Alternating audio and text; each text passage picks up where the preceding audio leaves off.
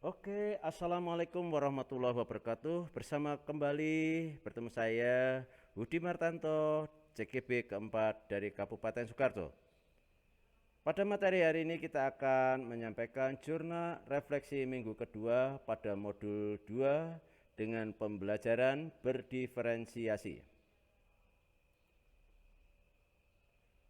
Bapak Ibu calon guru penggerak yang saya hormati, pada refleksi minggu ini kita akan menggunakan model ke-6, yaitu dengan 5R: reporting, responding, relating, reasoning, dan reconstructing. Pertama, kita akan membahas tentang reporting, di mana ini menceritakan kembali apa yang sudah dipelajari tentang materi pembelajaran berdiferensiasi dari mulai 2.1A3 mulai dari diri sampai 2.10 pada aksi nyata di modul 2.1. Selanjutnya untuk responding, banyak pengalaman yang saya dapatkan dalam sepekan ini ketika mempelajari modul 2 dengan materi pembelajaran berdiferensiasi. Pendidikan yang sangat menggugah alam pikir saya secara pribadi tentang pendidikan secara utuh, terutama saat berada dalam ruang kolaborasi, diskusi, dan presentasi. Refleksi terbimbing serta elaborasi pemahaman bersama instruktur. Di situ saya dapat menerima penjelasan yang berharga dari instruktur tentang bagaimana menerapkan strategi pembelajaran berdiferensiasi yang memerdekakan murid, menyusun langkah RPP berdiferensiasi strategi, kolaborasi, dan bersikap reflektif dan kritis terhadap upaya pembelajaran berdiferensiasi.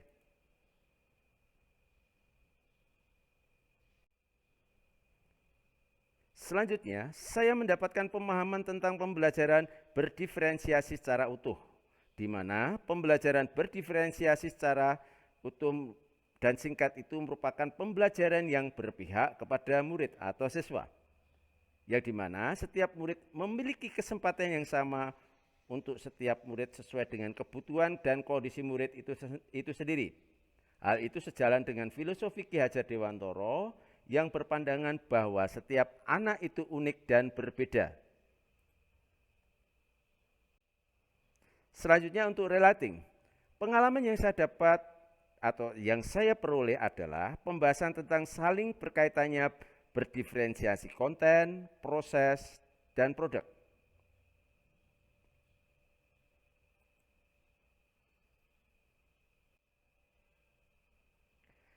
Dalam penjelasan di modul, sesuai dengan apa yang disampaikan oleh Tomlinson dalam bukunya, menyadarkan kepada saya bahwa dalam setiap kita melakukan pembelajaran harus mengkategorikan kebutuhan belajar murid paling tidak berdasarkan 3 aspek. Yang pertama, kesiapan belajar murid. Yang kedua, minat belajar murid. Yang ketiga, profil belajar murid.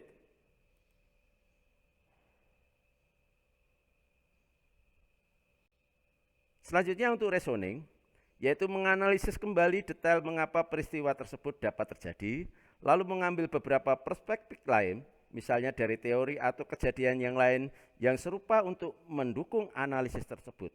Dalam hal ini, kita akan membahas tentang kesiapan belajar, di mana kapasitas untuk mempelajari materi baru.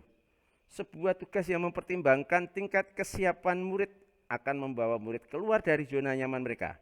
Namun demikian, lingkungan belajar yang tepat dan dukungan yang memadai, mereka akan dapat menguasai materi baru tersebut.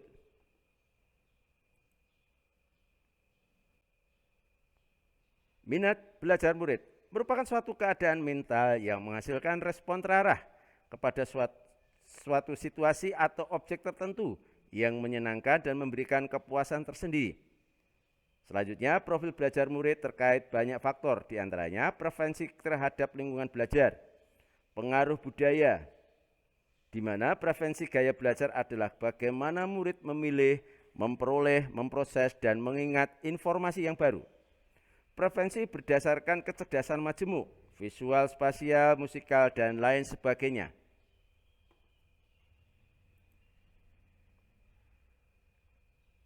Selanjutnya untuk reconstructing, Dalam pelaksanaan kegiatan ini, saya sebagai guru merasa senang. Saya dapat mengenal dan menerapkan pembelajaran berdiferensiasi di kelas saya, meskipun terdapat banyak hambatan di sana-sini. Tetapi pembelajaran ini layak untuk dicoba dan diterapkan.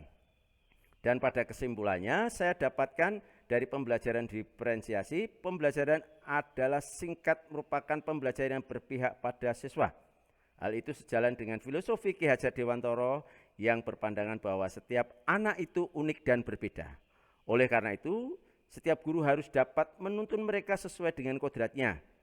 Dengan demikian, pembelajaran berdiferensiasi merupakan strategi umum yang dapat dikembangkan untuk mencapai merdeka belajar.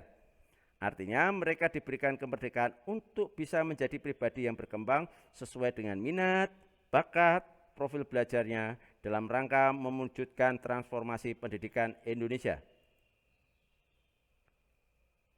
Demikianlah penyampaian materi kami berkaitan dengan modul 2.1 pada jurnal minggu ke-9. Selanjutnya bisa kita nikmati sebuah lagu pembelajaran berdiferensiasi karya Hudi Martanto.